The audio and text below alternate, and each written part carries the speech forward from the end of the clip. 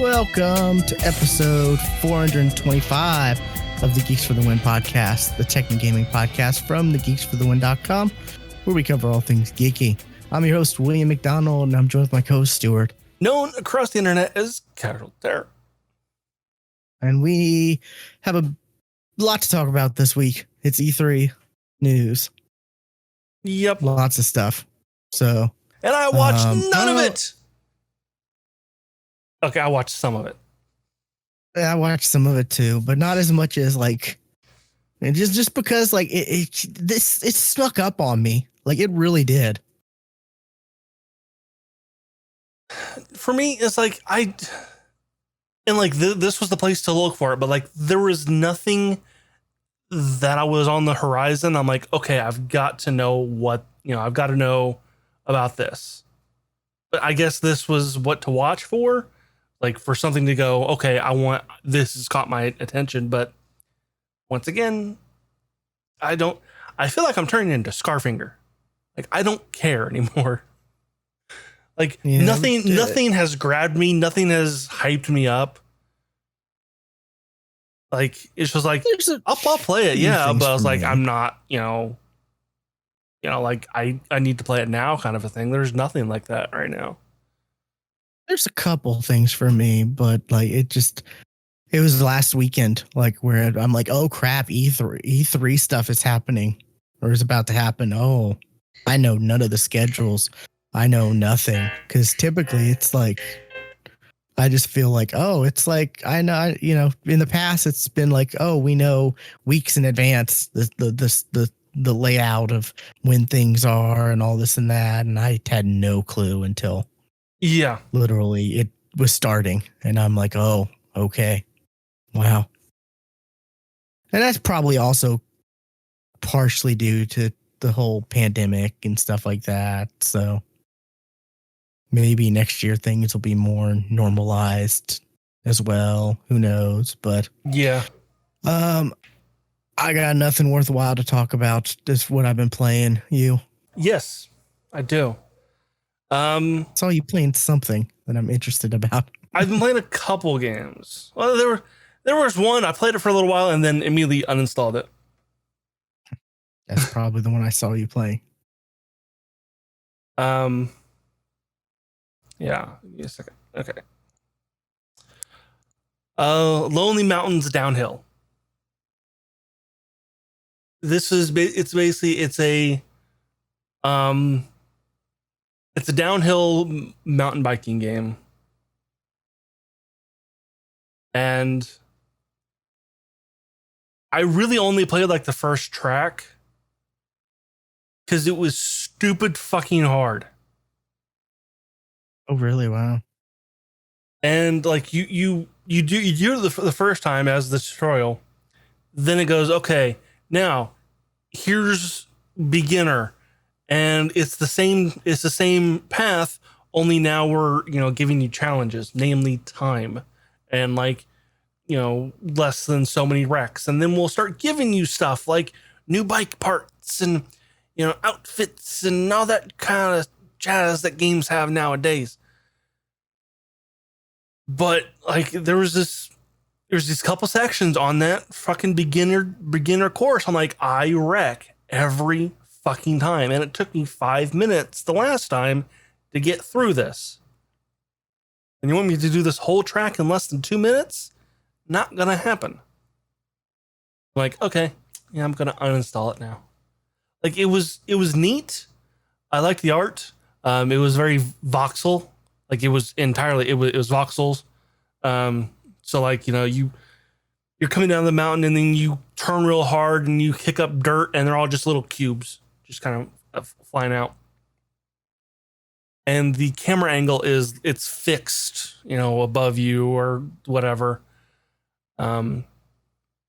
and there's a depth of field thing going on with the background that's very shallow depth of field. So I was like, okay, it looks really cool, but it was really stupid fucking hard.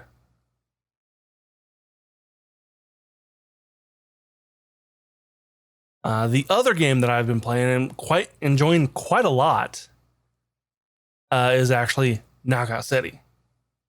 That's the one I saw you playing. Yeah. It's dodgeball. It's it. It's dodgeball. It's 3v3 on the maps. There it's are dodgeball based, but like it's you are throwing dodgeballs at people, and there is a dodge mechanic. There is a catch mechanic. Not your mother's dodgeball. no, either you are not playing in a school gym. You are playing on the mean streets of Knockout City. And there's a radio DJ announcing the whole thing. You know, kind of like a what's the Paradise City DJ. You know what I mean. Yeah. But yeah, it's it's 3v3. Each person has 2 hits, and then they're knocked out, and then they respawn, and it's like first to 10, I think is like the for 3v3. And that can either go real quick if you got a good team and a bad team, or it can actually go on quite a while. Like what's first to 10? But no, it can actually go on like quite a bit. Because actually getting hits is not exactly easy. Because they can catch the balls that you throw at them. And catching doesn't get the other person out. Like not like typical dodgeball. But what it does do is you can hold the throw button down and like throw a little bit harder. And then if that person does a perfectly timed catch, that charges up the ball. And when they hold the button down, when they throw it, it goes even faster. And then if you get a perfectly timed catch, that increases and it increases. It can go up to like 7 times speed. When after that, it's a fucking bullet. I've never actually seen it in game. I've only done it in practice, so that's how I know it can go up to 7. But it's fucking fast. And you can do like trick shots, like you can when you can like spin in the air, or you can do a flip. And when you're spinning in the air and throw the ball at the same time, you will literally like a wanted style, just literally curve the ball like around. And that's actually my favorite way to knock somebody out, because that person's looking at you normally when when you throw the ball and you curve it like directly to your right and then it hits them on their left. They've got to literally turn to catch the ball, and they don't always do it. I don't always do it either. Or if you do a flip and throw, it does a lob shot, which there are a couple of things. Like there's one map where like trains are going through like the middle of the map. And if like a train is going through, you can literally lob it over and hit the person. And all the balls are also homing balls. Like you look at somebody and you lock on, and that ball is going to that person. And it will kind of curve a little bit, but not as much as like a curved shot. So it's not hard to actually hit the person, but it's sometimes hard to get them out because they can catch it. Also, you can curl up into a ball yourself, and your teammates can throw you. And that's an actual, like, even if they have two hits, that's a dead. Like that's two ways to throw your friend, right? Well, when you charge them up, that actually launches them straight into the air, and they can kind of control a little bit and come down and like do like an explosion. Dive bomb. Yeah, basically a bomb. And that's actually a good way. If the other team is clumped up, that's actually a good way to get them all out. Because like I said, it's an instant knockout. But they can catch you. So then you're now in the enemy's hands, and you rapidly press the space on keyboard, but I guess it's the jump button, on controller to get out. And then there are also special balls as well. One is a bomb ball, which literally it's a bomb. You pick it up, it starts ticking, and you throw it at somebody, and then it blows up. It can get it's a good area of effect one. There's a sniper ball, which is basically, it's a football. And you can catch it because it's one of the things I've done in practice, but not done in an actual game, or seen somebody do it in an actual game. But yeah, that's, it's a sniper shot. It's longer range than most of them, and it goes way faster than most of them. There's the cage ball, which you hit somebody with that one, and that forces them into their ball form. And typically what I do when I come across an enemy in a cage is I just then check them off the map. It's just an easy way to get an out. See, there's a moon ball, which when you're holding the ball, you have basically moon gravity. And when you hit somebody with them, they get kind of affected by moon gravity, and they kind of sent a little bit farther than they would have normally. See, there's a multi-ball,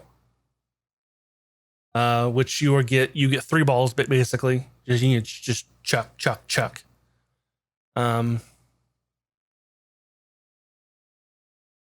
And see, is there more? Oh. I think that's all of them. Yeah, I think that's right. I think that's all of them.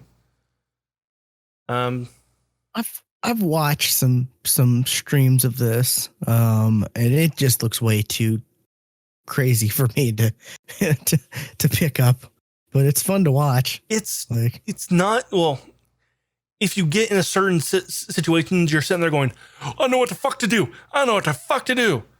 But for the most part, it's not chaotic very, very much. It's just you have to have reflexes, which, hey, guess what? I don't have a lot of anymore.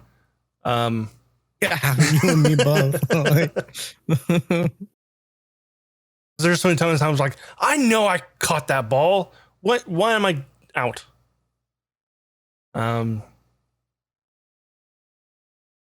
But yeah, then there's people who are really fucking good at this game. That, or I really fucking suck. I'll go with the latter, actually. Because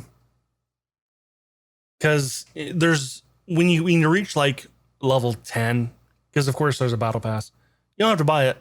Mm-hmm. But when you reach level 10, you unlock rank mode. And you do some placement matches, and then that puts you into the whatever place. And there's like 7 different rankings, bronze, silver, gold, diamond's the top. But there's also like sapphire, ruby, emerald. There's like a bunch of other ones in the middle. I was like, I don't know what the order is. But I'm like, I did mine. I'm like, bronze, and I figured I'd be only like silver. Played a bronze match, like, oh no, I fucking belong here. These are my people. Because these people are also way too fucking good to be bronze.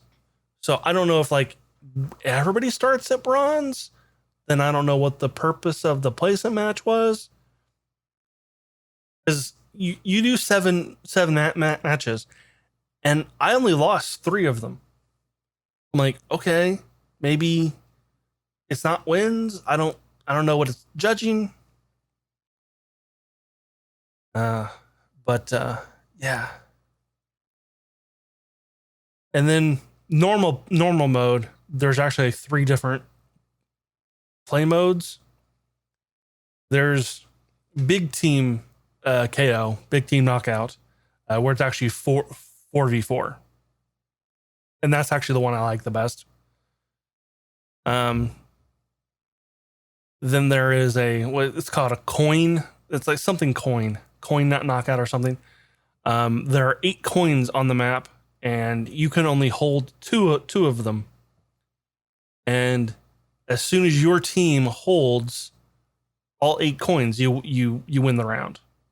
And it's best out of 3. And then the last one is a free for all. Most of the actual game matches, I think, are actually best out of 3. The free for all is not.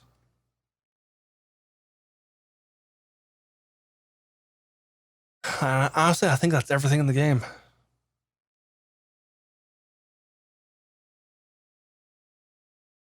I'm liking it, even though I'm kind of bad at it. But like, I'm not terrible either. Like, I'll get like triple digits on knockouts, not triple, double digits on knockouts. Which, hey, best to 10. I'm getting double digits most of the time. I'm not terrible at it, but I'm not good at it either, because there are definitely some certain moments where I'll get cornered or double teamed or triple teamed, and I'm fucking dead, and I panic. Mm-hmm.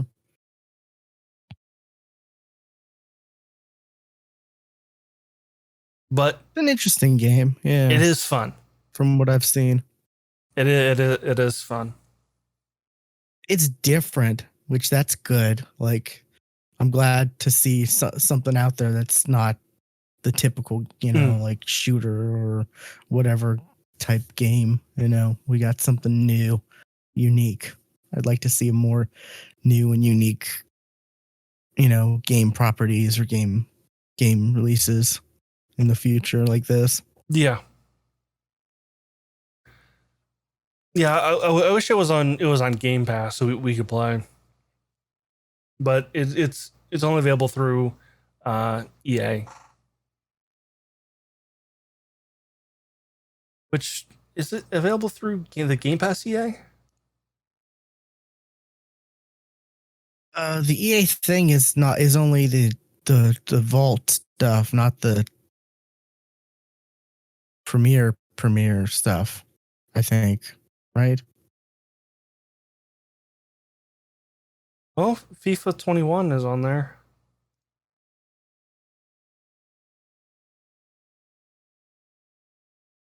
You're probably right. It's not the tier where like you get the game day one. Yeah. Whatever that's called right now. It is. It's totally there. Oh, it's there? Okay. It's totally there. So yeah, it's on Game Pass through EA. EA Play. Okay. Yeah, this isn't. It's probably because this isn't like a AAA title. So that's cool.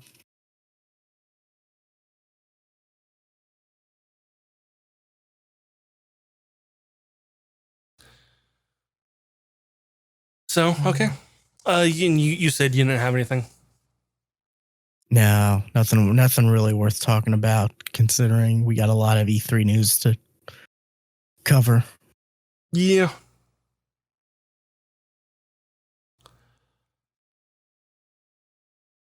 Okay. Where should we start? Well, I didn't watch all of the. I've watched Ubisoft and I've watched Square Enix. I didn't watch Microsoft, but I did see most of the trailers that came out of it. Yeah, I watched Microsoft and Square Enix and Nintendo's thing.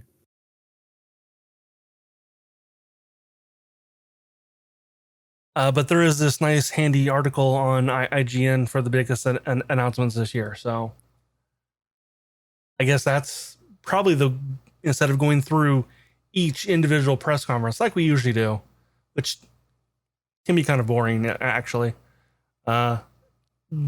The biggest stuff to talk about, I think, is here. So we can go through that. Okay. First on this list is actually Elden Ring. Did you watch the trailer for this? No, I did not. I'm actually watching it now. I meant to. I never got around to it. It looks interesting. But it's from Software, and I'm just not a fan of those games. I'm not a huge fan of those beat me till I bleed and then beat me some more please type of games. I would think maybe this isn't going to be as difficult as previous games from them, because if it's not, then their fans will be pissed. Well, it's because, I mean, you don't want to they're one of their big thing is, the story is from George R.R. Martin. You want to hide something, obviously they paid a lot to have him write the story, but you want to put that behind unbearably hard gameplay. Like, yes, they made Dark Souls, right? Yes. This is the Dark Souls, Demon Souls, Bloodborne. Yeah. It's that type of game again. So I imagine it won't be as difficult. I mean, there might be difficulty options to bring it up to that difficulty, yeah, but I'm sure the initial difficulty won't be as bad. Maybe. I think you're wrong. I don't know. I think you're wrong. It looks gorgeous. It does, but at the same time, it does look a lot like Dark Souls. Yeah, I never got around. I never played those, so I don't know. I've not played it myself. I have played a game that was within that genre. It was like Viking based. It was on Game Pass. I forget what it was called. But I played it for 5 minutes and I'm like, nope, I can't even I'm getting my ass kicked by these first people. So I'm gonna nope out of here. So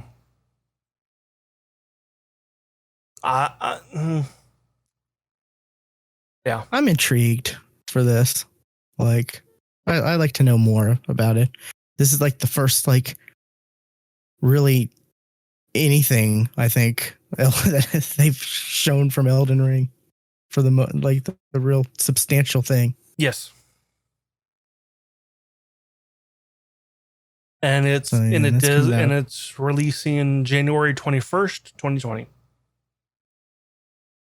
2022, yeah. 2022.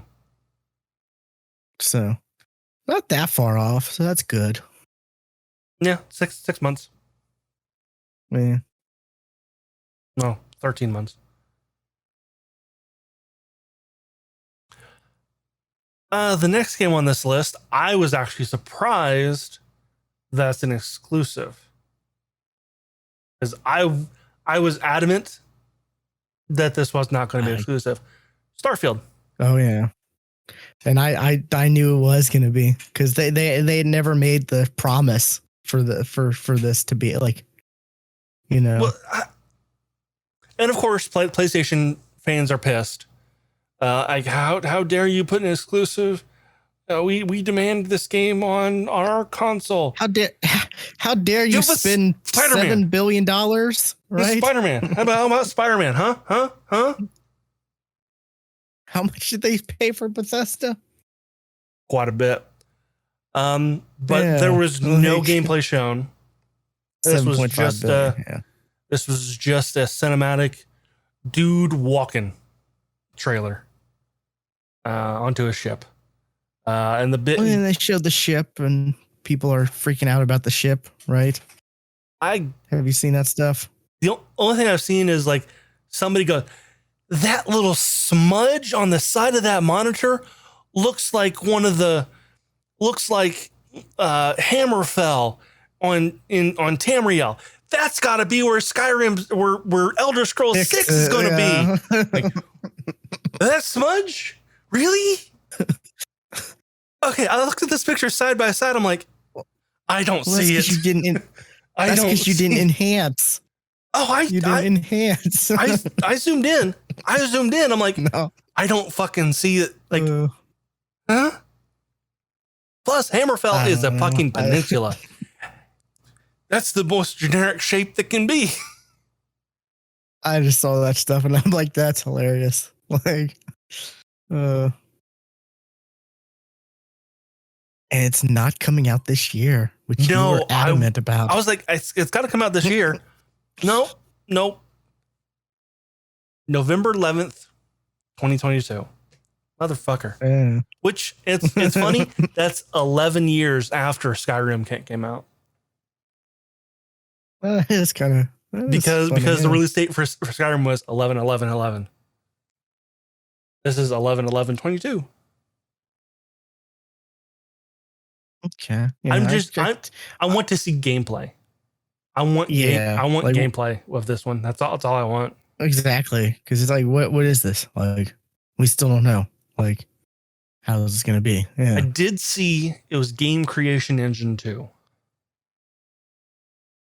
That was on the trailer. It was a little font down below. I see that. I saw it. I'm like, interesting. What does that mean, though? I don't like. know. I remember seeing that, but I'm like, which one is this? Well, hopefully this is a brand new, like they redesigned the engine, because instead of just stacking the engine, on top of new iterations like they've been doing since Morrowind. Hopefully this is a brand new engine that Todd has been saying they're working on and we have yet to get. So hopefully this is it. A brand new engine from scratch. Yeah. So it's 2.0, right? So yeah, maybe it is. I'm hoping. Because the one they're using before is just Creation Engine, right? Yeah. I'm looking at the wiki and I don't see anything about 2.0 or.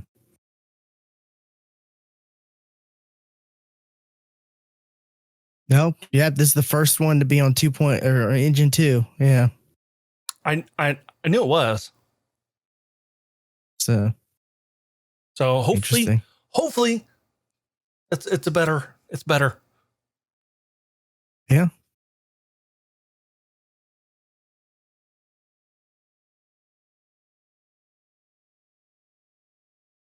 Be nice. So, next on this list is Zelda Breath of the Wild 2, which I've played Breath of the Wild. I enjoyed it to a point. I did not like the fact, hated the fact that your equipment had durability. That fucking sucked. Really? Wow. Because like the Master Sword can fucking break. I'm sorry. No. How? Like there's only a certain number of uses you can use it. It's got durability, and then it breaks. Can you repair it? I don't know. I didn't get too far into Breath of the Wild, but I just got really annoying. Like, all right, I have this sword, and it just fucking broke. Now I'm using a stick again. Fuck. Back to using a stick. And that stick broke. Got to find a new stick. Because my weapons keep fucking breaking on me. That's crazy. I did not like that. I did not like that about Breath of the Wild. Like that. It's terrible. But people really love that game. Oh yeah. But I also do know the fact that the weapon durability complaint was a major complaint that a lot of people had.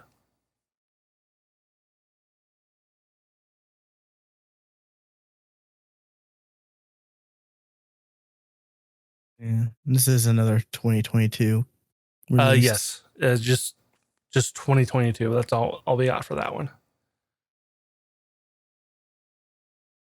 Next one on this list. This was a shocker.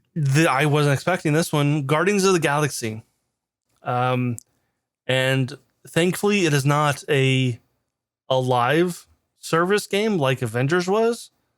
This is like just an action game with a group of people or a squad, kind of like how Final Fantasy 7 was, how Final Fantasy 15 and 7 were. So but they actually showed like quite a bit of this too.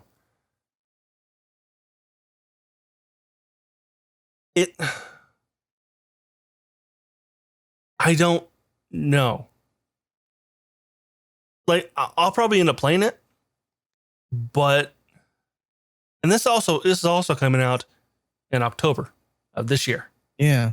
So like it was announced and like coming out in like a couple months.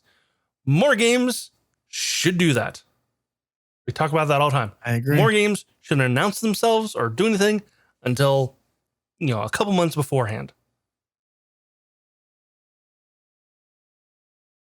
And with this game, it's kind of it's more based on the comic book characters, not the movie character, not the movies. So you're not going to play as Chris Pratt or because you do play as Star-Lord.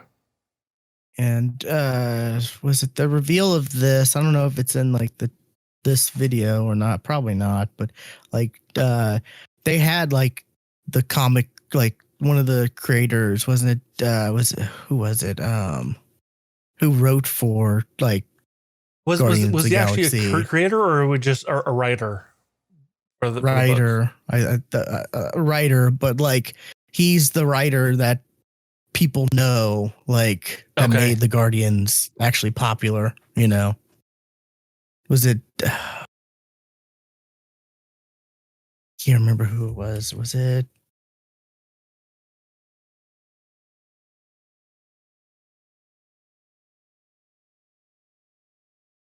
Dan Slott?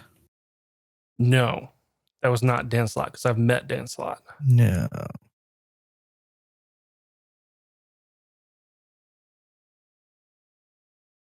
It's Dan Abnett.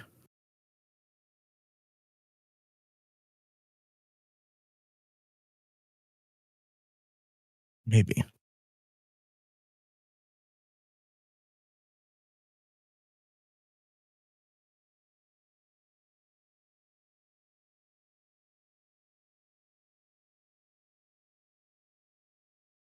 Everything we know about Marvel's Guardians of the 80s. Also, like the soundtrack, they're doing the soundtrack thing, like with the movies. Well, it's gonna be 80s. During the whole reveal thing, like someone even said like, this is everything you want from a Guardians of the Galaxy game. I'm like, I don't know what I want from a Guardians of the Galaxy game. I guess it was Dan Abnett. Okay, yeah. I guess humor, and you got to hit the music. Like that's all I really kind of want. And I didn't see like the humor was kind of there, but it wasn't like funny. It was just kind of like, oh, okay, yeah. Like there were weird streams of this. I don't know if you watched it live at all or not, but there was some streams where they replaced the actual music because it would cause or for like people to co-stream, like there was a stream where it would replace the actual music. Like I saw the kind of funny where they were doing their react or whatever, and it was like music. It wasn't the music that's going to be in the game. It was other music they had in order to like not cause copyright issues on Twitch, which I thought was weird, but That's funny. I think there was, but like if you watch like that makes sense. Actual videos, the official videos or whatever of the gameplay and stuff, you'd see the actual like music that they use, like, oh, it's Joan Jett, or but yeah, like it was weird. I watched the Giant Bomb. Like we talk over Ubisoft video, and it was we need a hero. It was actually like 80s, like like yeah, like this would be the music that would be in the game.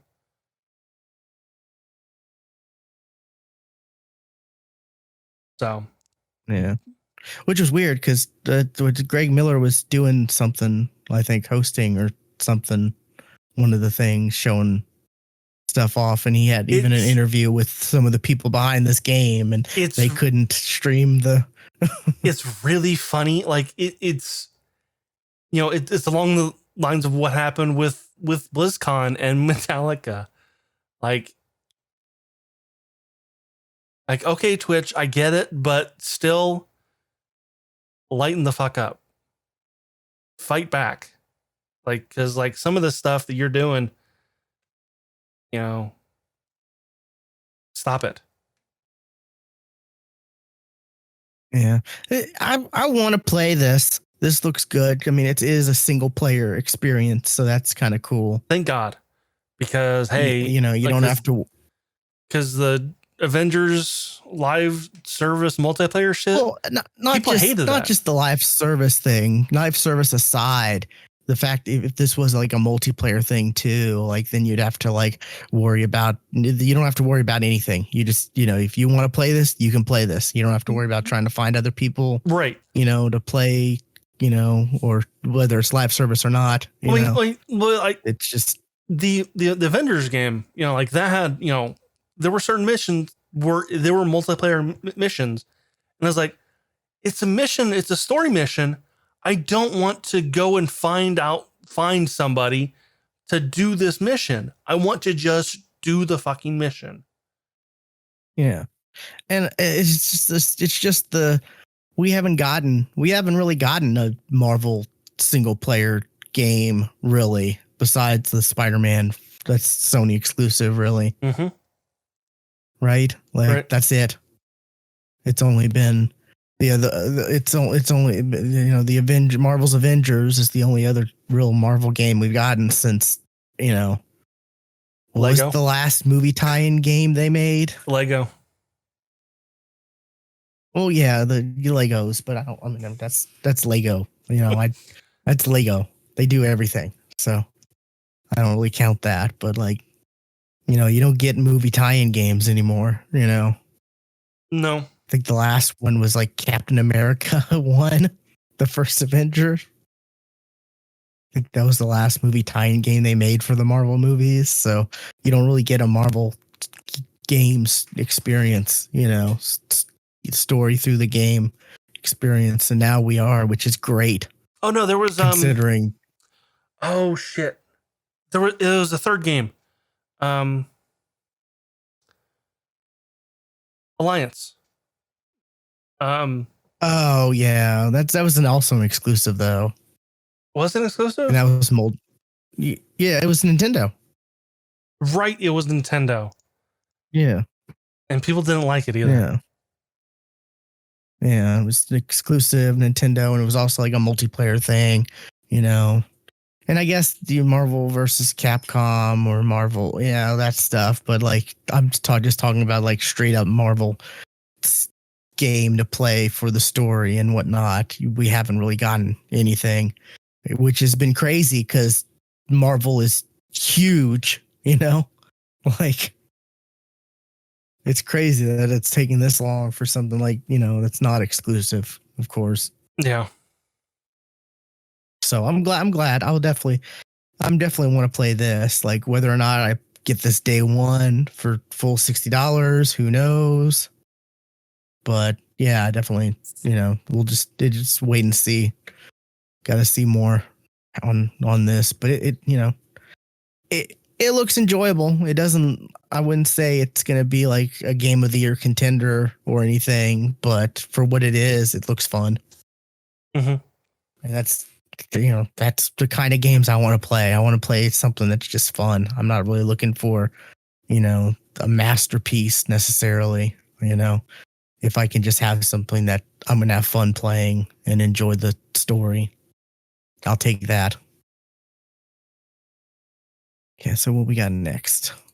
Next is a game nobody asked for. I didn't even know this because I didn't watch Ubisoft. So, wow. Yeah, this was at the very end.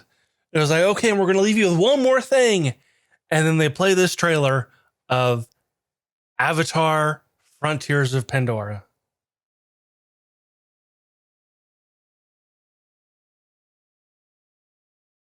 Why?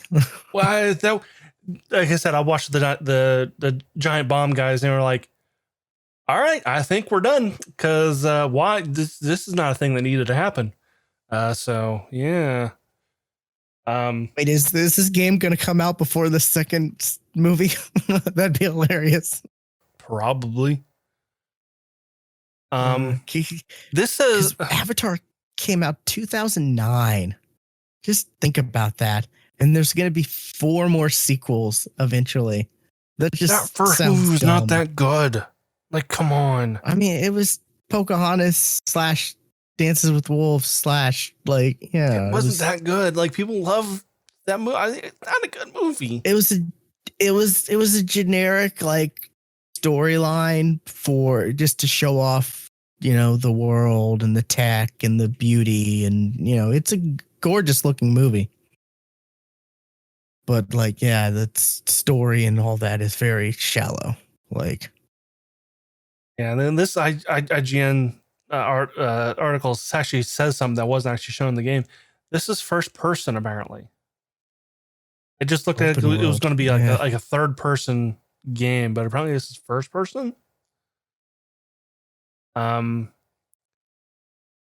it focused a lot on the Na'vi, so I'm assuming you play as the Na'vi.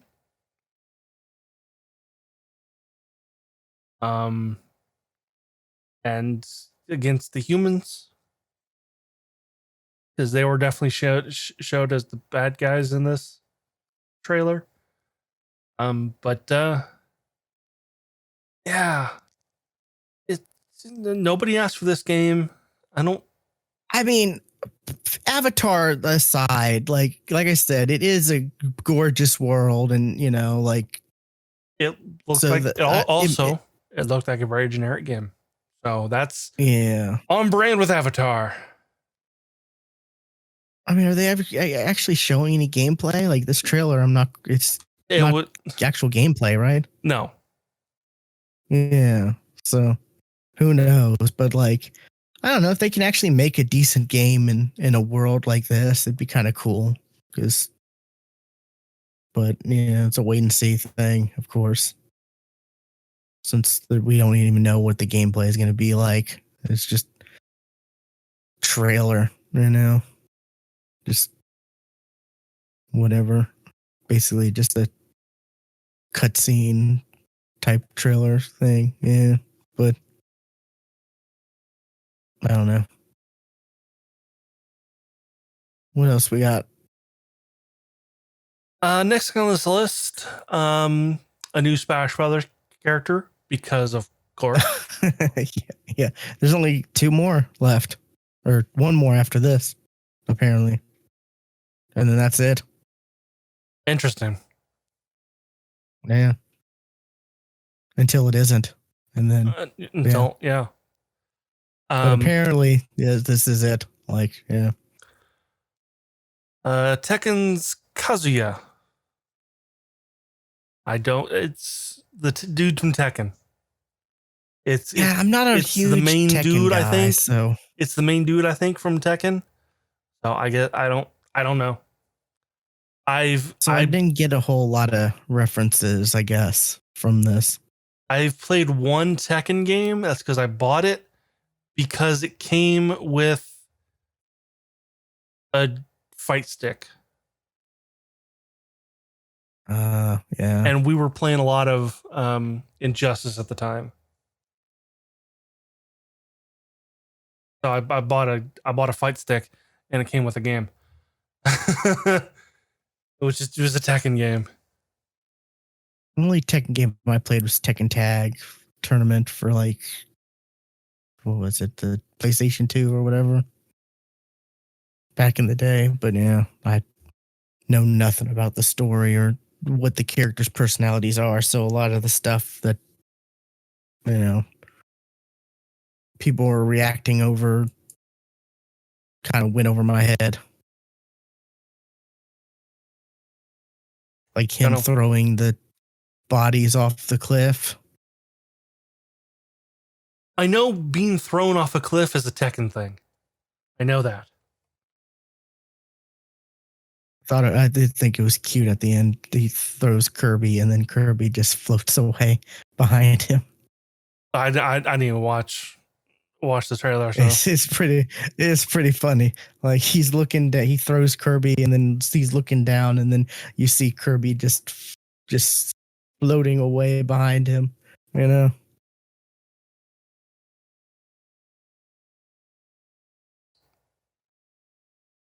But yeah, I don't know. It's not as big as, you know. Oh, it's a character from a fighting game. Okay, great. Right. Yeah. It's not like a lot of people were like, you know, it'd be so crazy if they get Master Chief, you know, or stuff like that. You know, that's one of the speculations I keep hearing people say might be a thing. You know, since Microsoft's, you know, I don't know, they're not against, you know, sharing their stuff or whatever. But yeah. I don't have a Switch, so Nintendo stuff's I'm not really too invested in. I do have a Switch and I do have Smash Brothers, but even then, I'm like, I haven't played it in a good long while. Yeah. Speaking of Master Chief and Halo, next on this list is actually, we got some I stuff. didn't even know this is next on the list, to be honest. About Halo Infinite. I want to say there was also something, with the campaign. Like there was a campaign trailer as well. That's not on in this article, but there is some stuff there. Yeah. Multiplayer is going to be free to play. Free to play. Yes. And it will also be cross-play and cross progression. Yeah, that's the thing that's the word you always want to hear. Cross progression. That's nice. Cross-play and cross progression. And yeah, and they're like saying like this is going to like a ton of like customization in this. I'm ready for it, man. I'm ready for it. It looks good. Yeah. Oh, and there will be a battle pass, but they're doing something different with their battle pass that I think everybody should do with their battle pass. When you buy the battle pass, there is not a set end date for completion. You can finish this battle pass whenever you want. The next battle pass comes out, you can still grind on this battle pass. That's nice. Yeah. Okay. You take a break from the game, come back a couple seasons later, you see something a couple seasons back that you want to like, oh man, that looks cool in the battle pass. You can buy that previous battle pass. That's smart. Yeah. Like, I don't know why other games don't do that. Like, and you can choose like which, like I'm gonna play this match, and you can choose which one of the battle passes that you're putting your time into. Oh, yeah. That is kind of revolutionary. Like, I never would have thought that'd be a thing. More battle passes need to do that. Never would have thought of that was a possibility. Yeah, until just now. Yeah.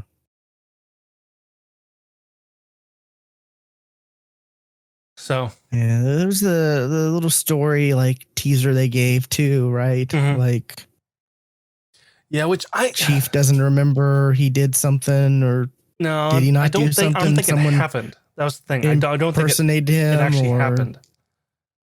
Um, yeah, there's another AI that I said he did something, I but have to replay 5 because man, do I not remember 5.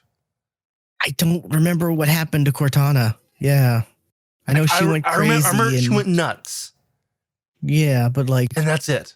what? Yeah, That's all I remember.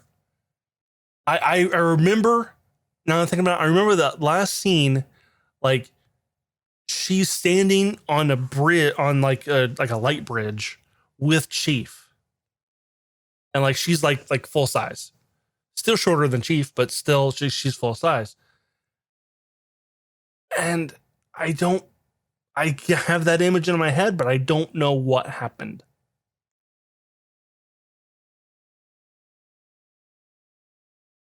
I don't know. I'm interested.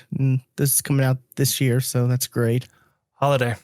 Still not an actual date yet. We just got holiday. Yeah, but holiday, so So I'm that could be July yeah. 4th. July 4th. That's a holiday. No. Well, holiday 2021.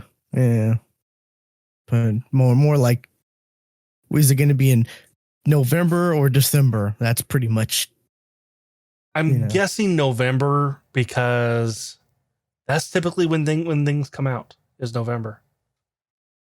yeah. Did they say that campaign and multiplayer would be day and day? I don't think that was questioned. There's a lot I of sure people didn't question that. speculous. I've seen people speculating that they may release like the multiplayer first or whatever, and then the campaign if it needed to have more time to be worked on or something. It is possible they may do an early access. Like even though Oh, the they're gonna multiplayer do a beta. will I be know that. free to play, but if you buy the game, you get access to the multiplayer ahead of time. Or if you have Game Pass, probably. Yeah, Yeah. that'd be smart. Yeah, yeah. I want Halo to be back to its glory days. Like Yeah. Halo 3 was so great. Halo 3, and I loved ODST. I really thought ODST was great. But Halo 3 had like some of the most iconic moments. Like just the ending of Halo 3 where the ending like gameplay for Halo 3 was what I think of, when I think of most iconic moments in Halo. Like, I actually think of Halo 2 multiplayer. That's when I think Halo, that's literally what I go to is Halo 2 multiplayer. never did Halo 2 though. That's the thing. I jumped on Halo 3 and onward because I didn't have an Xbox till like Halo 3 was out. But I can see that. Yeah, a lot of people loved 1 and 2, and they have fond memories of them. So yeah. Okay, what else we got though? Mario and Rabbids are getting a sequel. I know a lot of people really liked the first game. I own the first game, but have not played it yet. It's XCOM, right? Yeah, kind of. Yeah, it's that type of gameplay. Um, and this time, the Rabbids have somehow kind of mated with the Lumas from Mario Galaxy, the little star bits. And they didn't actually say that. They said Rabbids have somehow combined with Lumas. Like, well, because they did rabbit things. I forget what they called them. They had their own name. But yeah, like with the help of these things, Mario and rabbits will save the galaxy. I don't really pay attention too much, but Oh yeah.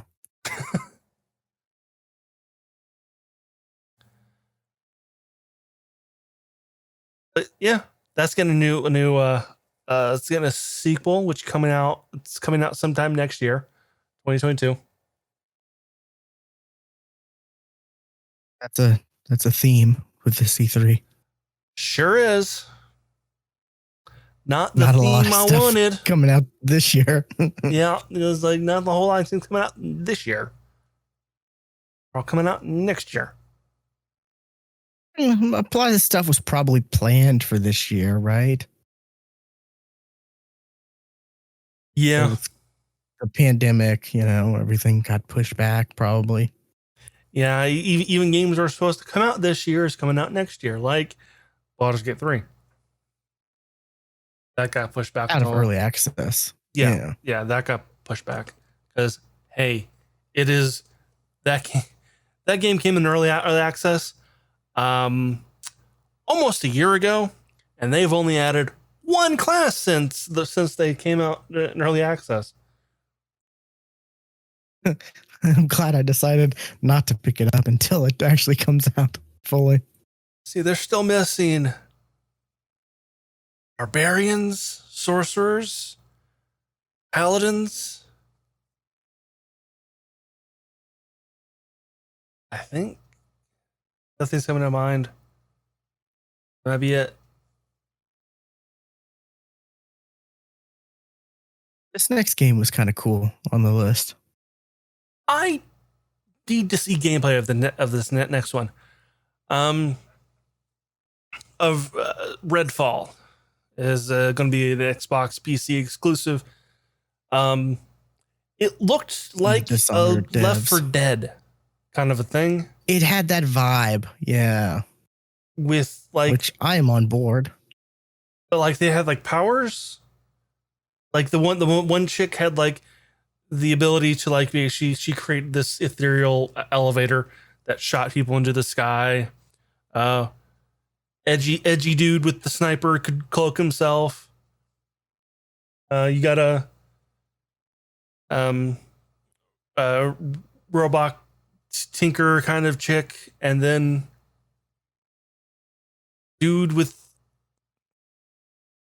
smart dude with stakes, I guess. I don't know. But yeah, I was like, they're against like vampires / zombies because some of those guys look kind of like they acted kind of like zombies. But yeah, and like one of them was definitely a vampire. But I don't know. Honestly, I don't know.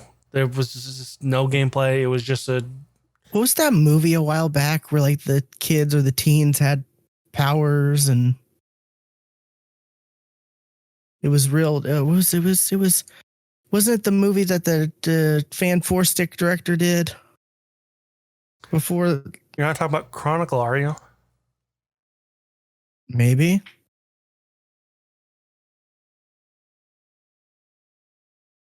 Had the dude who played Harry Osborn in the Amazing Spider-Man movies.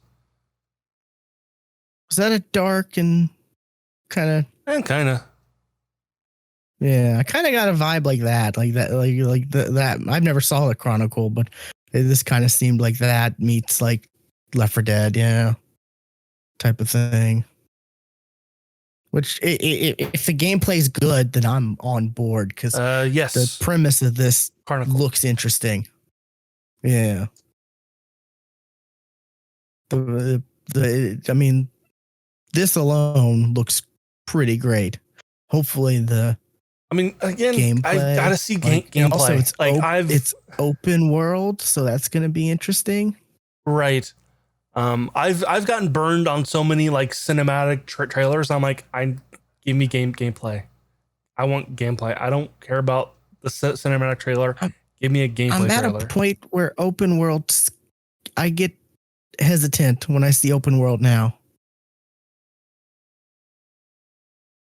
There's been so many open world games that have come out that have been not great. Yeah. Where it's like, well, if you would have made it less, if you would have it's like this game had so much potential, but because you made it open world, you didn't have as good of control of the game as you could have. And, not everything needs to be open world, I know that may be an unpopular opinion. Right. But now I do like having some linearness to a game, 10 years ago, I would have disagreed with you wholeheartedly. But now, no, I agree with you. Yeah, it's because open world just leaves too much to the player, or too much can go wrong, or you're not sure what to do necessarily, and especially when you have like a co-op game, a co-op open world there's not that many good co-op open world games that I can think of.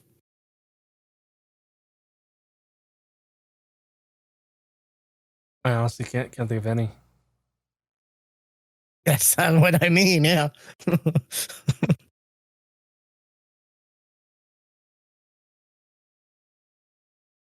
I think Assassin's Creed Unity, which was a co-op open world game, could have been so much better than it was. Was it? Wait, was it a co-op? The multiplayer was. It was an open world. Oh, okay. That's a little different. Okay. Yeah. But yeah, I don't know. The trailer looked great, and I'm on board. If what it kind of had the I don't know, I don't know. I've lost my train of thought, but yeah, it trailer has me intrigued. So this, of course, is coming out summer 2022. Yeah. Xbox exclusive. Xbox PC. Yeah. Yes. So, but hopefully it's good. Keep an eye out on this. Next one is a spin-off game for Borderlands. Tiny Tina's Wonderlands, which looks to be based off of, I think it was a DLC. You have to correct me. The Bunkers and Badasses. Bunkers and Badasses, which was like Tiny Tina got a bunch of characters together to play D&D. Yeah, and you'd play through that. Yeah, a lot of people love that DLC.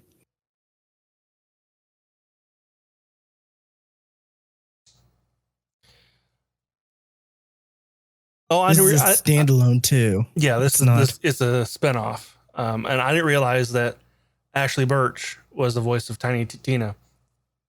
Oh yeah, always has been. She shows up in Critical Role, by the way. Now you're watching Critical Role. Interesting. But along with her, was it Will Arnett, Andy Samberg, Wanda Sykes? That's interesting. Yeah. That's an interesting trio to have. Sure. I just never would have thought those three would be, any of those three would be in a Borderlands thing, let alone all three of them, But they're all very outrageous personalities in their own sense. So yeah. I guess that could work with a Borderlands world, Yeah. Early 2022. So I don't know. Borderlands 3 just really it didn't keep me, like the other, like Borderlands 1 and 2 did. Like I played Borderlands 1 and 2 for a while, and I played all the Borderlands 1 DLC and then most of the Borderlands 2 DLC. But Borderlands 3, I don't know. I just couldn't. Like I played through the main story and I tried to play some of the DLC, but it just wasn't there, just didn't keep me like the previous, which I'm upset because you know how much I loved Borderlands 1 and 2. Yeah. Like I put hundreds and hundreds and hundreds of hours in those games. Like, so who knows? Like, maybe I'll check this out when this comes out, since this is a standalone thing and it's going to be fantasy and D&D, probably D&D related, just like the other one was. So might be a fun like one-off thing. I imagine. Oh, see, that's going to be interesting. Like, what's this going to be like? Is this going to be, this is a standalone spin-off thing? Is this going to be like, are they going to focus on this being replayable like the other Borderlands kind of things? Or is that not going to be the case for this? Like, I'm very intrigued, like, to learn more about this. Speaking of D&D, something I forgot to mention when we were talking about during the Guardians of the Galaxy trailer or gameplay even, did you catch one of the enemies that they were fighting? It was straight up a gelatinous cube. Oh, yeah. Okay, yeah. Like, the hell? I do remember that. They're fighting gelatinous cubes? What the hell? Yeah, I do remember that now. Yeah, that's pretty funny. That was where they showed off, like, I think one of his special moves or something against it, I think. Or they showed off something. I don't know. Yeah, it was. Yeah. So. Next on this list, hey, Horizon, Forza Horizon 5 is happening. And that's actually coming out this year. Game that's coming out this year. But hey, it's more. If you're if more you're Forza Horizon, you're gonna love it. This one takes place in Mexico, and the largest and most diverse Horizon ever. The same thing we've heard with every Horizon game. I can appreciate what this game is doing, though. Like, oh, look, this is the actual artwork that's in actual Mexico. Like the mural or whatever that they showed off. I don't know if you saw it all or whatever, any of the stuff, but yeah, there's like real world like murals that they on buildings and stuff that they kept and stuff like that, because it's more to make it more of a cultural landmark type thing. And it's like, that's cool. Like, I appreciate Forza for what it is, but I'm not a car guy. I'm not a racing fan. Yeah. The only thing I will say about racing games, like especially like Horizon games, I'll give them this. There are many times I've seen like gameplay of Forza games. I'm like, is that real life? I can't tell, because they do look so fucking good that you cannot tell whether it's real or not. What they did was they had like they had a lot of moments where they'd show like a scene, like a nature, like, oh, here's a forest or whatever, and you were like, okay, that's interesting. Are they gonna show the same scene in the game? But no, it just would pan over and then you'd see the car driving through like, and it was like, oh, okay. Like they did a few times like that where it was like you were expecting them to show this is what it is in real life, and then this is what it looks like in the game. But no, it was just like a hover. You've been a few in the seconds game this whole time. Yeah, hover a few seconds on this nature scene, and then they slowly pan it over, and then you see the car driving through, and it's all in the same world. And it's like I said, I appreciate Forza for what it is. It's a gorgeous racing game. It's doing some amazing stuff, but just it's not my type of thing. No. But I know people who will love this. So. Yep, I know a handful of people myself. And when this trailer happened, they hit up Discord like a bunch. Oh yeah. Next I'm on this creeping list, on. I'm creeping in Discord chat, but I just don't find myself coming back to having that much to chat. say. Well, no, I just don't find myself having much to contribute. Yeah. Like to what they're saying. That's the only thing. Next game, this trailer again, no gameplay, but this trailer won the show hands down. This trailer won the show because I feel like they not done this before, because this seemed really familiar the way they did this. Like somebody has to have done something similar to this, because it seems so familiar. but it was so fucking spot on. It made fun of every single fucking trailer we saw this weekend. It made fun of it, and even the trailer after this one, it was like a copy of what they were making fun of. It was I literally thought I saw this was a repeat or something, and then we were going to see something else, because it just seemed so familiar, the way the style of it, where they were just calling out every little thing that most trailers and stuff do, and making fun of it and breaking the fourth wall, and it's brilliant. It was brilliant. It was great. It reminded me, like, oh yeah, I need to finish that first game. I was at the end. I need to restart it on PC, because I started on Xbox, and I can't play anything on Xbox again. At least not right now. Yeah, I'm with you.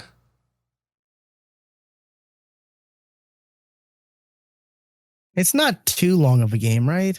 Like, no, compared to it's Fallouts. Yeah, it's definitely a lot shorter. Yeah, because like it's not an open world game. It looks like it is, but it's not. I'm fine with that. Yeah.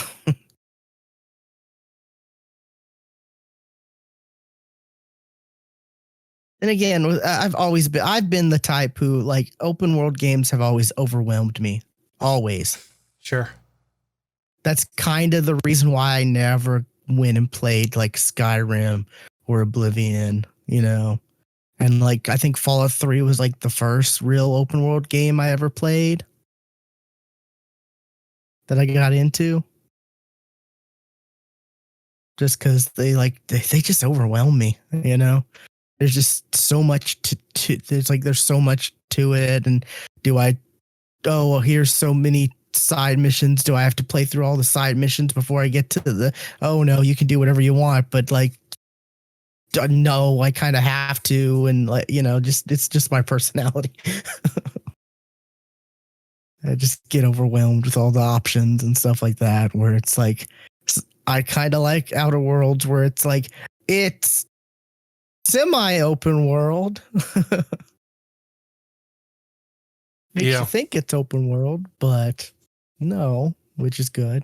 So definitely, give Obsidian more to do, and this will be their first, like, or at least this team's first project since the acquisition, right? Mm-hmm. Yeah, because it was during the making of Outer Worlds 1 when the acquisition happened. Yeah. And right before Outer Worlds came out was when it all officially happened, right? Yeah.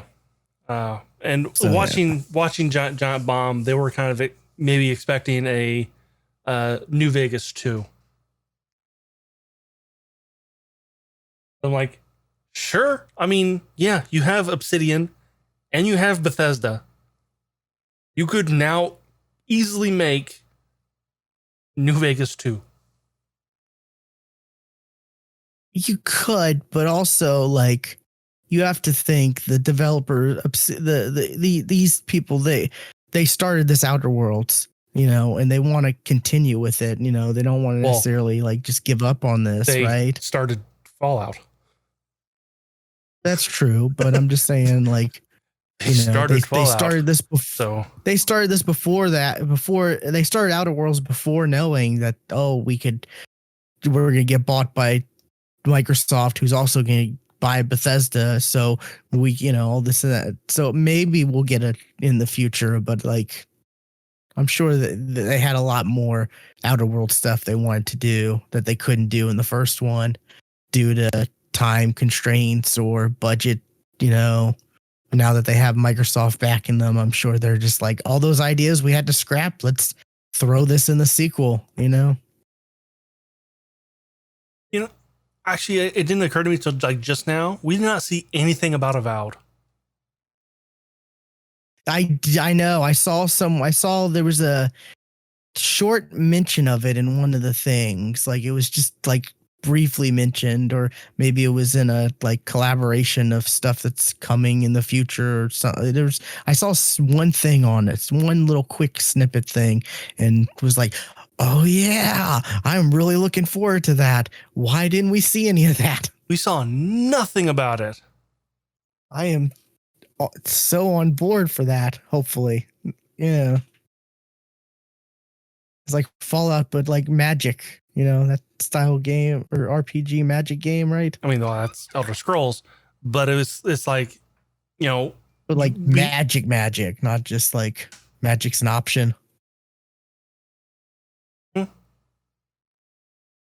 What? Can't you do more in Elder Scrolls than just magic though? You can do like fighting and other stuff. Oh, sure, you don't necessarily have to.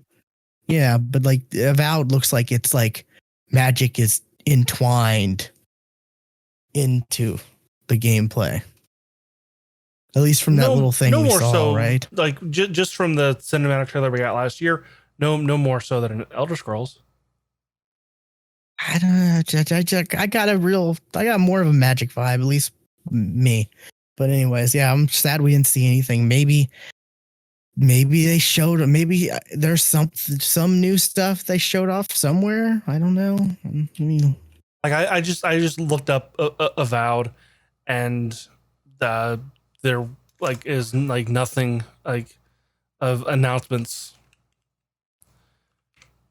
for this year.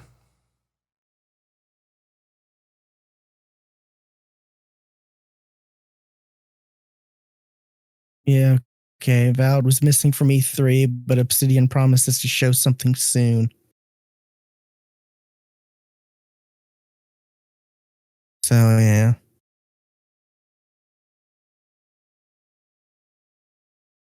Hopefully we'll see more from that. Yeah.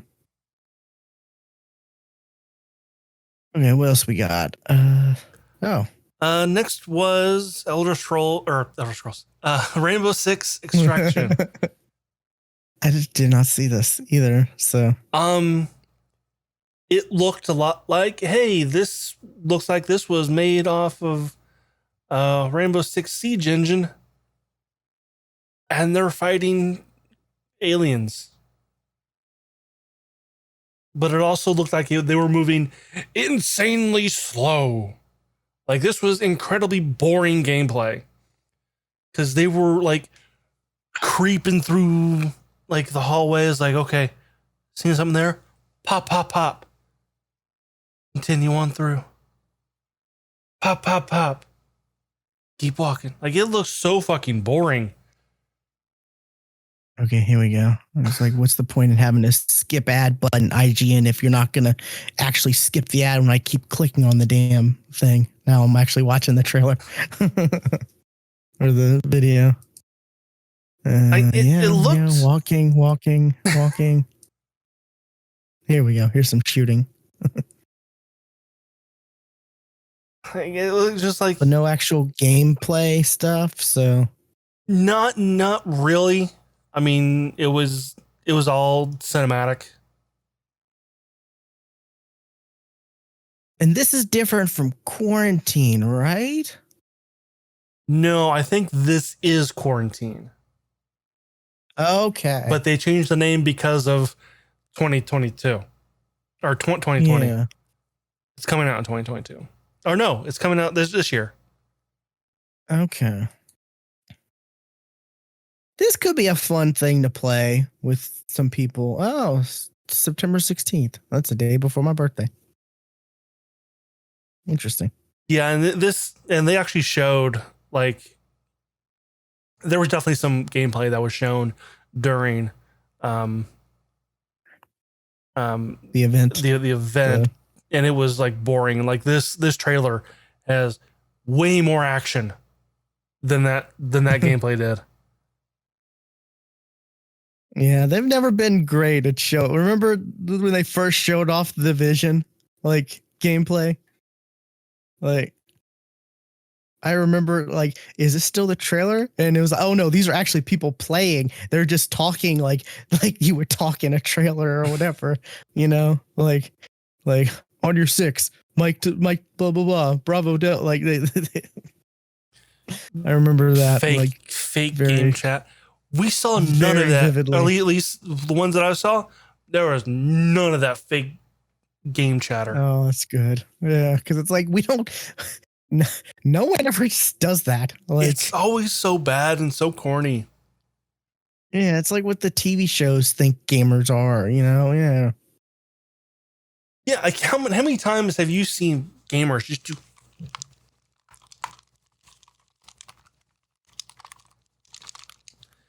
Nobody does that. Why are you hitting so many damn buttons so fast? What game are you playing? Oh, a shooter? Not a fighter? What? I was about to say Street Fighter 4. And your ace? Just button smashing? No. No. But this next thing I got excited about. This was unexpected. Sea of Thieves is getting a Pirates of the Caribbean crossover. Like, and the reveal of this was great. Like I was just like, wait, what? Wait, no, what? And it's so good. And I haven't played Sea of Thieves pretty much since it came out. It's like I don't know what's really changed. So I don't know. Like, I mean, is there actually a story? Because this seemed like there was story. It just didn't interest me, but this actually has me kind of interested. Well, and one of the things that I do know is like, you know, Davy Jones in the what's the name of the ship? Flying Dutchman. Like it comes up out of the water.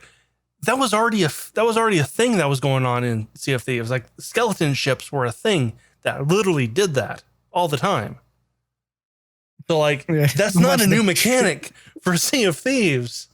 A ship coming out of the water, that already was happening. Now it's just going to be Davy Jones skinned. Yeah, I'm watching the trailer again, and it's like, oh, I remember when I first watched this. It's like, oh, they have the Calypso. They have their own version of Calypso. That's interesting. Oh, and then it's like, wait, nope, it was Calypso.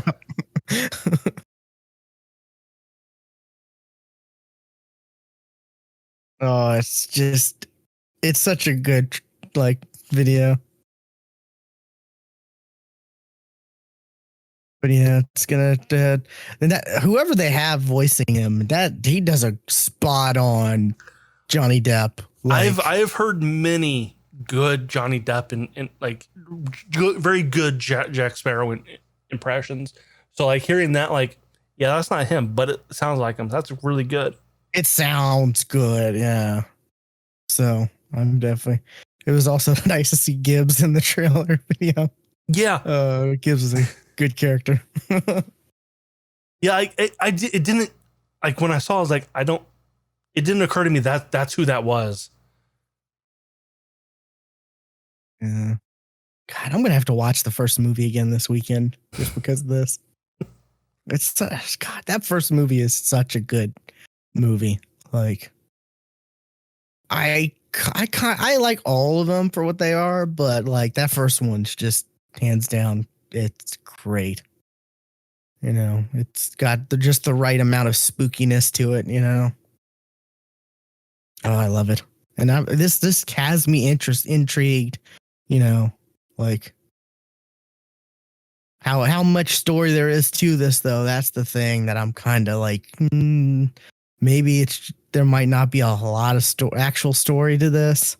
As far as I know, there have been no story in Sea of Thieves, so I don't know how this is gonna work. And it's a Yeah, free update that's coming out next Tuesday.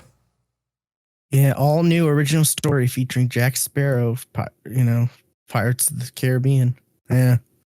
So, So I don't know. yeah. We'll see though. Next game on this list, Contraband. It's an exclusive. Remember this name, but I don't remember on, anything about it. well, there was nothing shown. Okay. There was like literally the trailer shows you nothing. It's just like it's a slow walk through and shop, like a auto shop, Oh, and okay. Yeah. like dude's working on a mud covered Jeep, and there's on the back of the Jeep is a box that just says contraband, and that's all we got from the trailer. Oh yeah, and okay, this is a co-op open world game. Yeah, okay, I remember that now. This article says more than the trailer did. I think they said in the right after this play that it's going to be in the actual showcase or whatever press conference thing that they said that as well. But yeah, their trailer doesn't say anything on its own. It shows nothing. Like, you got a cinematic trailers that show you, like, you can kind of get the feel of what this game is. This one was the worst of them because you got nothing out of this one. Nope. This one could be a turn-based strategy game for all I know.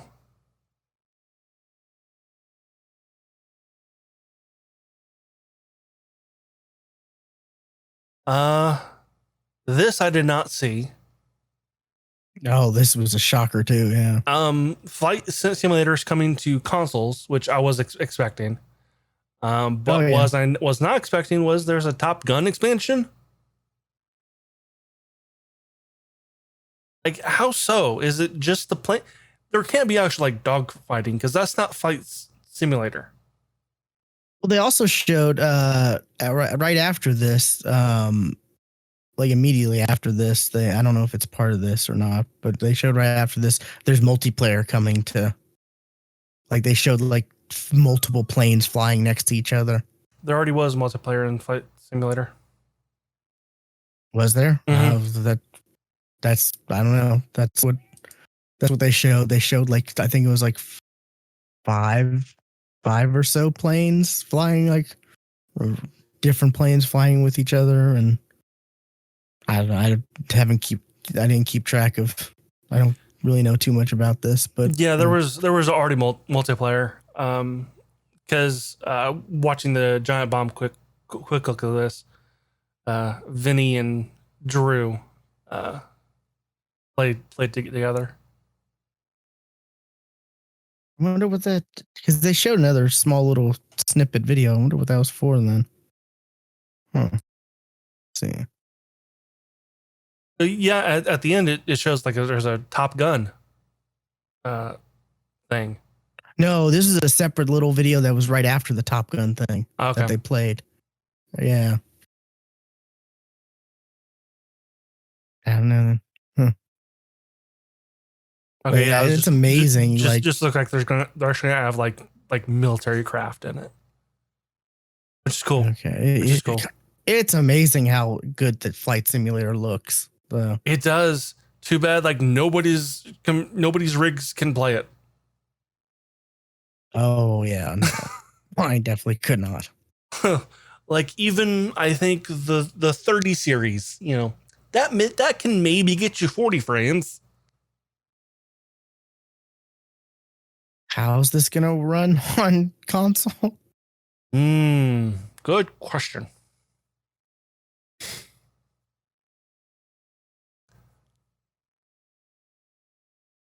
Let's see.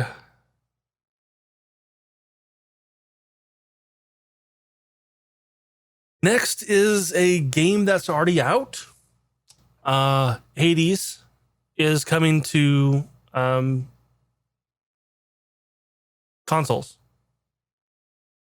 I didn't realize that Hades was only on PC, but it is coming to consoles, Yeah, and I it's didn't going know to be on that Game either. Pass. I don't think did this video say that, because I don't think it said that. The article does. Could be wrong. Yeah, that's the. Oh no, yeah, here we go. Game Pass. Okay. Yeah, I remember watching it and that kind of like, oh, they didn't really make a big thing saying this was going to be on Game Pass, and it's just at the very end where it shows all the platforms. There's a little subtle thing that says Game Pass that shows it. Okay. Yeah, August. So that's cool. People loved Hades. I've heard a lot of things. I think it was, some people said it was their game of the year last year. So yeah. Oh, IGN's game of the year. Okay. Yeah.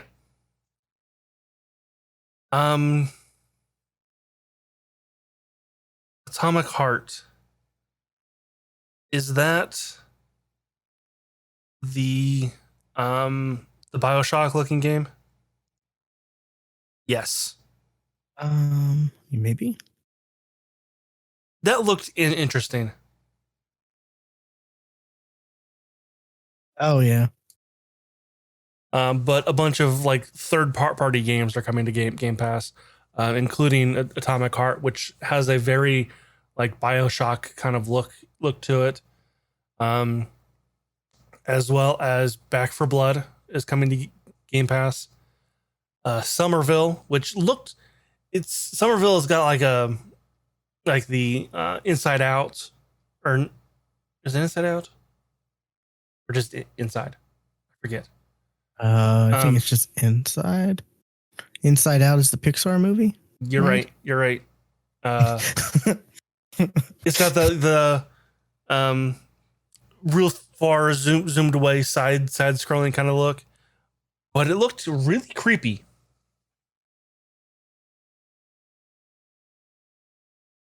And also A Plague Tale Requiem is also coming into Game Pass, which I didn't know they were making a sequel to that one.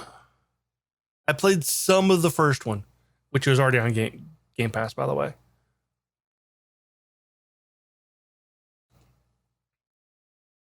And we also got a new trailer for a game that last year I thought was really interesting. 12 Minutes. That was that. Oh yeah, this game looks amazing. Top down.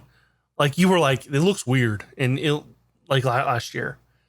And I was like all for this game. Like, but like detective. I think what was new to this year's trailer was voice acting. And they had some like, it was like William Dafoe. No, they said that last year. Did they? I'm pretty sure we knew that. Yeah.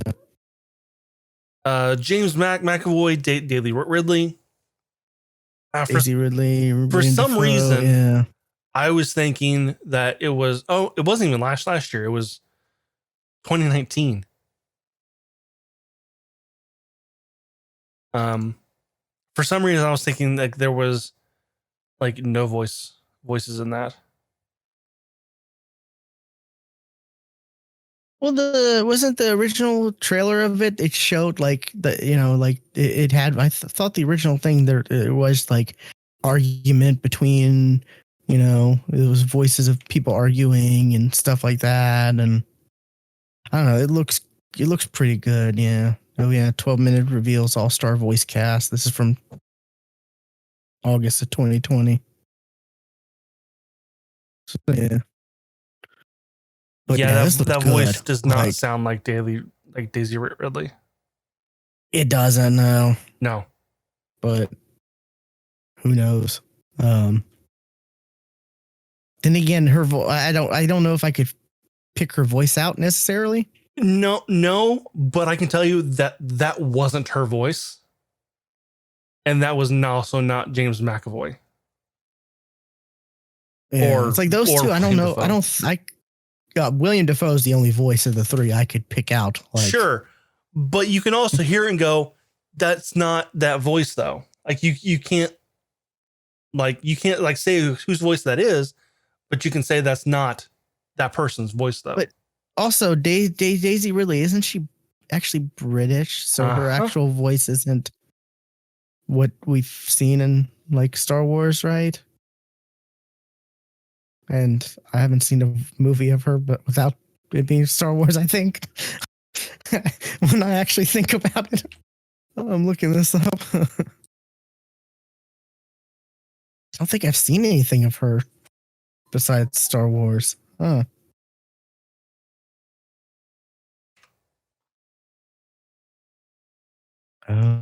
I know for a fact I have not, but I can't tell you what else. She was in Peter Rabbit. Speaking of, no, earlier. Before the show. Yeah. Yeah. Yeah, I haven't seen anything of hers besides. So yeah. She doesn't have a whole lot actually. No, I didn't think she did.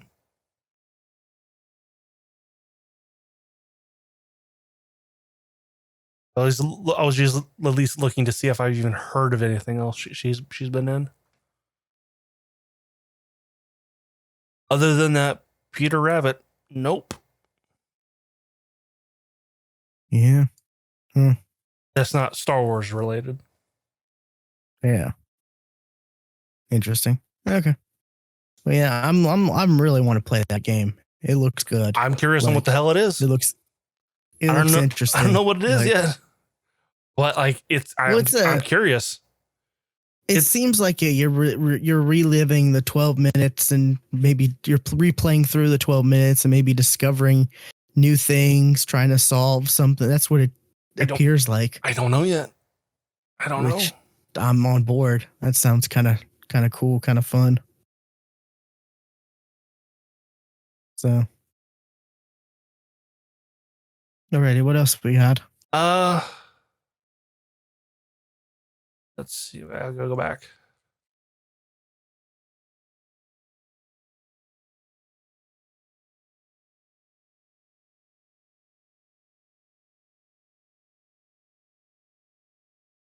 Far Cry 6 DLC, which, hey, what are you announcing DLC for a game that's not even out yet for?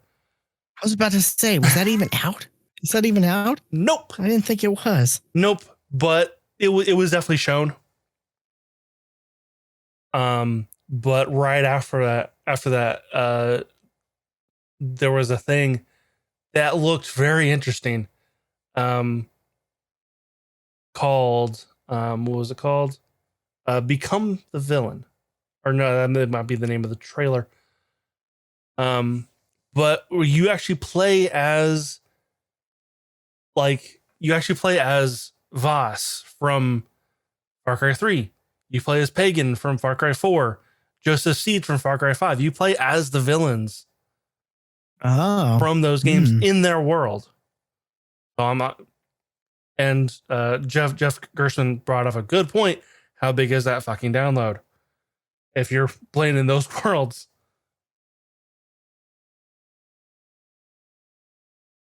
I mean, is this going to be like, is this,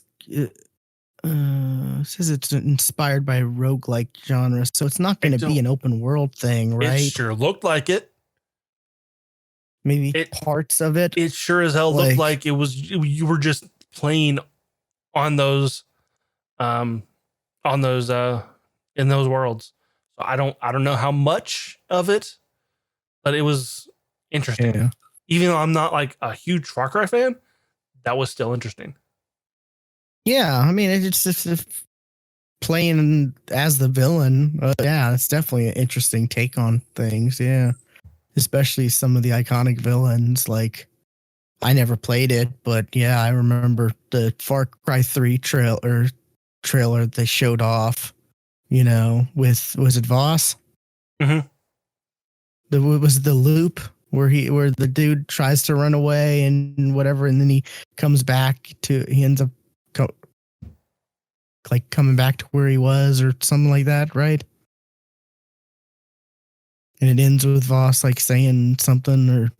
Did I ever tell you the definitions of insanity? Yeah. And that line is spoken in this trailer too. It's a line that you now hear all over the place, like whether it's video games or not. Um, but it also looked like that there was more than just like those games, because we also saw like that whole like a neon, like a pink and purple neon kind of thing, like oh, what was the DLC or spinoff game? Dragonheart? No, Blood Dragon. Blood Dragon. Blood Dragon. They're making a Netflix show too, an animated show. Something Blood Dragon. Maybe that's what this Sticking is, with because it ends with Far Cry 3 Blood Dragon. I don't know. It's like Captain something Blood Dragon something. Hold on. Captain Laserhawk. A Blood Dragon remix. Okay. A Far Cry anime series on Netflix. So I played Blood Dragon a little bit. That was fun. I played Far Cry 3 a little bit. I could see the appeal, but I just kind of fell off of it. Oh yeah, but it just goes back to open world games are scare me over a bit overwhelming for me. It's got to be something that really draws me in.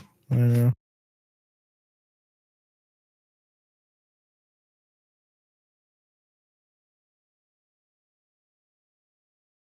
Okay, what else we got? Next, A few more things. yeah, not many. A couple more things.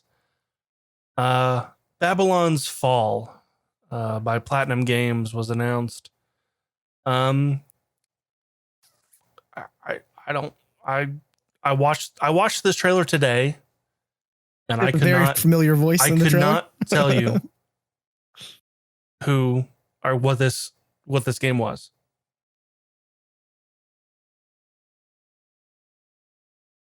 No. Actually, two very familiar voices in the trailer, right? You don't know who I'm talking about? No, I'm kind of scrubbing through the trailer Lucy, now. the Lucy Hartfilia from Fairy Tale, the voice actress who does her, among other stuff, and then the voice actor who does Armstrong from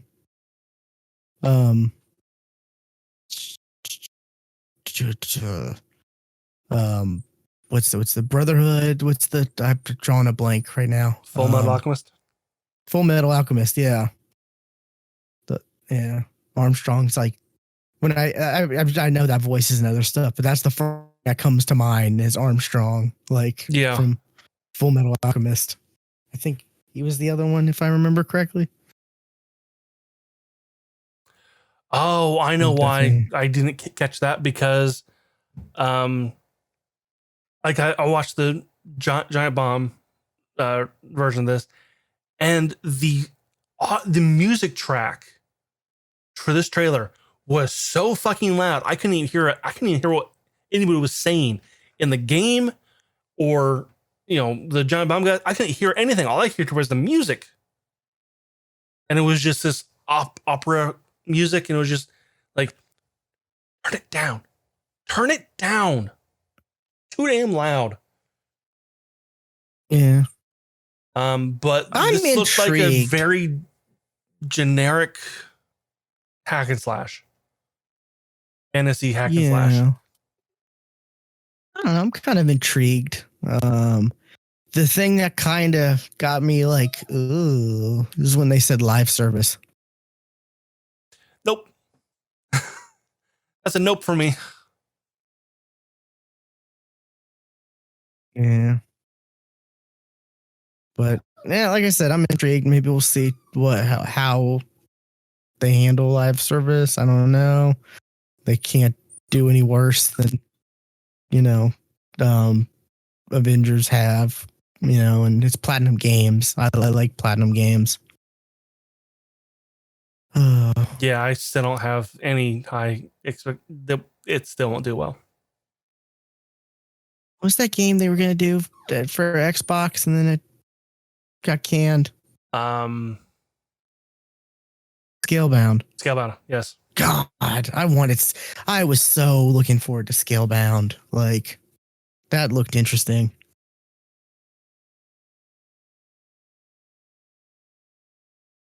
If only I had Rick and Morty interdimensional cable, so I could see what Scalebound was.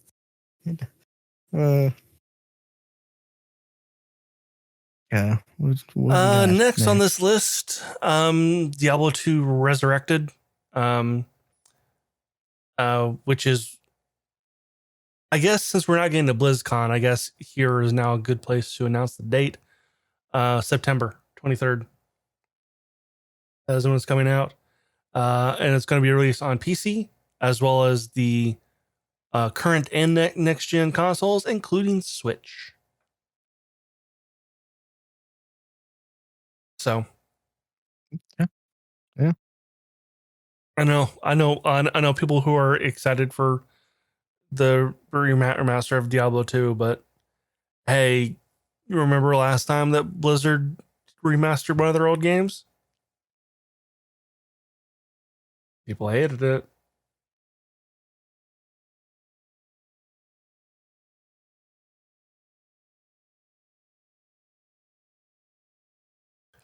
Let's see. Next on this list is Riders Republic, which what was the name of that game? It was a sports game. You could switch between, I want to say it was in the snow, like snowboard, skis, Steep. Yes. This gave me a steep vibe. Like it would just, this actually, they actually showed this off a little, like their last like thing, their last, like, I think in the fall or whatever, they had some kind of showcase or whatever that they actually showed off, and it just doesn't interest me. It's like I think it's like there's like a BR mode for downhill biking stuff or other stuff. Like I don't know. I'm not quite sure who all is. It's an open world extreme sports game. So, like I said, it's steep, but for more than just snow. Yeah, and it's coming out in September 2nd. So, and the last thing on this list is Rocksmith is coming out with a new version, and there's going to be a subscription service. Remember, Rocksmith was a thing. And it's not on this, or it might be in this trailer, but they are doing a community workshop. So like people could add their own. They said add your own tabs to the music we already have licensed. I'm like, it's not like you could add music that they don't have licensed and have tabs for them. But it's like, okay, why?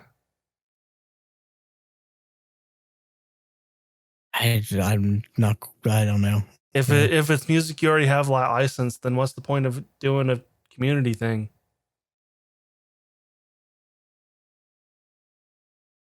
Playlists? I don't know. I don't know. I'm surprised Rocksmith is still going on, to be honest. Well, honestly, I think Rocksmith is about a year too late, because this would have been great last year. I mean, Rocksmith's been around for a bit, but like no. Like, think about it. Last year, where everyone was quarantined. Oh yeah, it would have been perfect.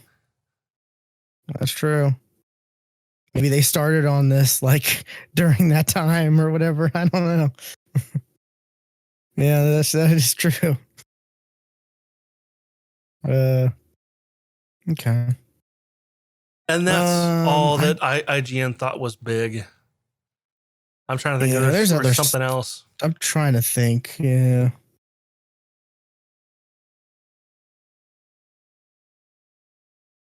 That's a lot of the big stuff, at least that I know about. There's We did probably see other some Back for stuff. Blood. Oh yeah, that's true. I don't think we saw gameplay though. That's coming out to. That's coming out for what's it called? Game Pass, but I don't know if it's PC and console or just console. Hopefully it's PC. I hope so too. Also, like, God, I was when they were talking about the Back for Blood stuff, I was hoping they'd I don't know, something about mod support or like that'd be so big. Like, Well, okay, here's something. It does on Xbox's website for under Back for Blood platforms, Xbox or Xbox Series S and X, Xbox One, Windows 10 PC. okay, that'd be good. Hopefully, then that means yeah. Hopefully, But like that, man, that's what makes left that one. But mod support is what they gotta start doing mod support more. really, Like they've got to do mod support. Like, seriously. wasn't there like wasn't one of the was it Fallout 4 that like they said they were gonna have some mods you could add to it or whatever Fallout 4 back when that and came out? Skyrim special edition. Yeah. So I don't know. It's because that was the biggest thing for Left 4 Dead 2 or Left 4 Dead 2 was like all the different mods you could get like readily available. Like we've had Hold such the fun. truck. Enable PC game mods. This is on Xbox's support. How to enable mods. Oh, okay. Interesting. I don't have any games installed, actually. So what it says is, okay, some games have listed support mods. So I'm going to just find some games.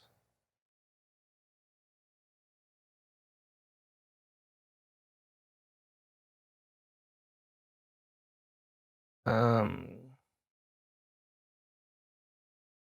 try.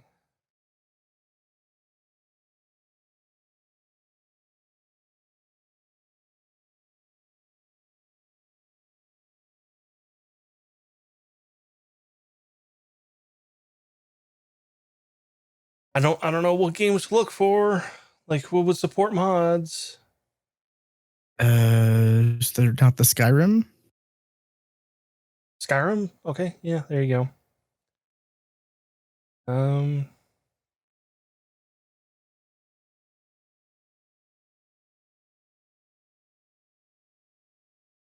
Was that part of the E3 thing that they added a whole, or was that right before E3 where they added a bunch more Bethesda stuff to It was right before. Game Pass? Okay, yeah. This game supports mods. I see it.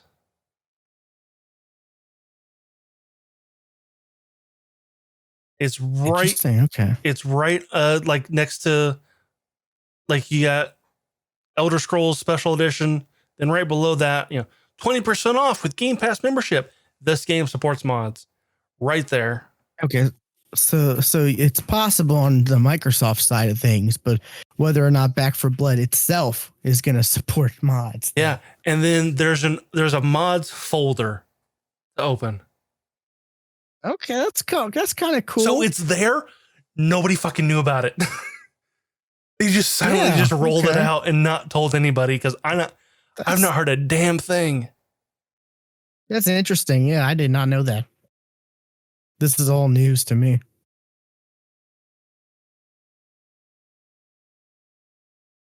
Yeah. So it's all there. So I'm wondering, okay, I got to go back. Outer Worlds. Does Outer Worlds support mods? Oh.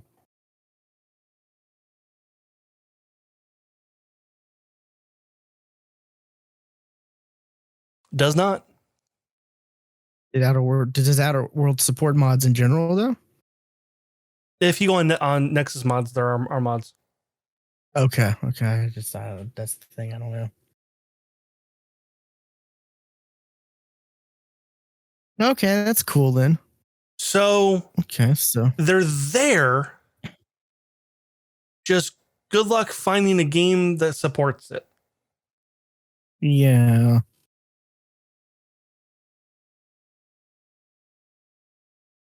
So that's interesting. Okay. So far, the Bethesda games do. Yeah, makes sense. Yeah. Hopefully Back for Blood will though as well. I'm excited about that. Potentially. I missed out on the last beta thing that they had going. But I heard that it's Left 4 Dead. Like that's another game I spent so much time playing back in the day with the Talking About Games community. Yeah. Definitely. And that wasn't even with the mods. That was just playing through the base game on like 360 over and over again. Like just good times. I got something though as well to bring to the table news wise. Something I've kind of been like something that's been on my wish list ever since we heard about Project X Cloud or game streaming or whatever it's called now. The ability, if you own an Xbox One, to be able to use that as a machine to stream next gen stuff. Because you can use your phone. I would imagine a console would be, the phone's more not great though. capable to stream. The phone's not great. Well, that's what I'm saying. I'm imagine a console, even if if it's last gen's console, would be more capable than like a phone to stream stuff. And apparently this might be happening. So, what is this? I pulled this art. This isn't the original article that I had, but I just pulled this because it's The Verge. So,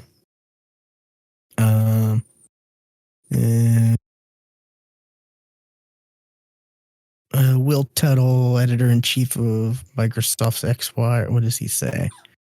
I don't know what this article's talking about, but apparently this might be a thing that's going to happen, which makes sense and is great because one, Microsoft's proven all they care about for the most part. Yeah, it's great to buy the one-time console, that they don't really make that much of a profit off of, but what they want is the Game Pass Ultimate.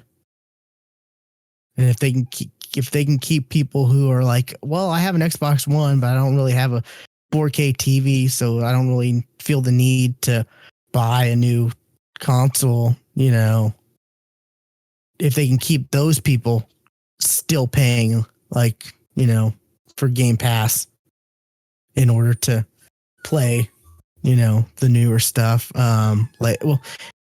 Halo's a bad example because is that still coming out for Xbox One or no? I think, yeah, I believe so. Okay, yeah. So that's a bad example, but other games, other the Redfall, being able to play that through streaming, on your Xbox One, for example, stuff like that. Just it makes sense. It's it's hardware that people already have. And what Microsoft's trying to do the most is sell the service. So, hopefully we will get more news on this, or maybe there is more news. I'm not quite sure. Yeah, it says it's not clear when xCloud game streaming will be available on Xbox One consoles, though it's unlikely to be in time for Microsoft Flight Simulator. And okay, yeah. And that's another thing. Like, can you imagine streaming that, being able to stream that and not, not have, like, sure, why not? Sure, yeah. But yeah, so hopefully it's not, that far off, because, I wouldn't mind trying some games on my Xbox One if I was able to have it run smoother, because it was the stream, using the stream setup, and I've got my Xbox One hardwired, so I've got the best connection, so that's not an issue. Like, possibly with like mobile, where you can't hardwire mobile, stuff like that, because I've tried like NVIDIA streaming stuff on like a laptop that was hardwired, and that stuff works. I don't think they still don't have Windows streaming, right? Like game streaming yet? It's just for phone right now. Yeah, I don't think so. Yeah. Yeah, I think they've said it's coming. They keep saying it's coming, but I don't think that's even available yet. But like, they've also talked about, like, I saw stuff recently about they want to put it in, they want to partner with like TV manufacturers to have like an Xbox app in smart TVs and stuff like that. And they pretty much want to have Xbox streaming and Game Pass and all that everywhere, which is the way to go, because that's, if you can get 15 people to spend like $15 a month, where if you can get millions of people to spend $15 a month that would not normally spend $15 a month because they didn't have a Xbox Series X or whatever, but they have a phone or a smart TV that is capable or whatever. That's just brilliant. So, but yeah, seeing a bunch of different big sites like Verge and Polygon and stuff talk about that this looks like it's going to be a thing, from like inside sources and stuff like that. I'm kind of excited, because I have an Xbox One, and if I can have more uses for it, that's great. Be Right? able to try stuff out, be able to, even if it's just, okay, I want to try this game out, let me stream it on my Xbox before I spend all the time downloading it on my PC, even if it's just that,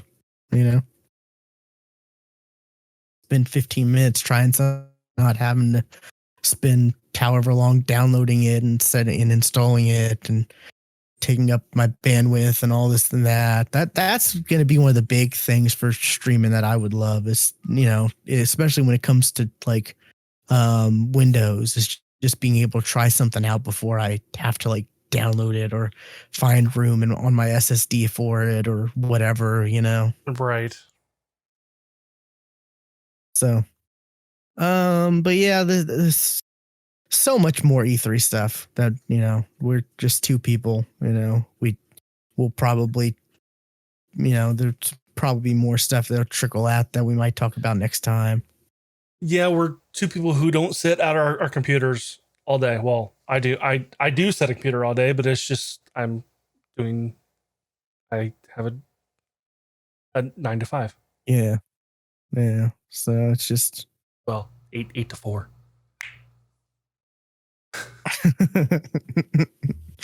Okay. So yeah, I guess that's it for this week's episode of the Geeks for the Win podcast. Be sure to follow us on Twitter. Stuart's at Casual Terror. I am at WillPlayGames_, and we will catch you next time. And remember, no animals are harmed making this podcast.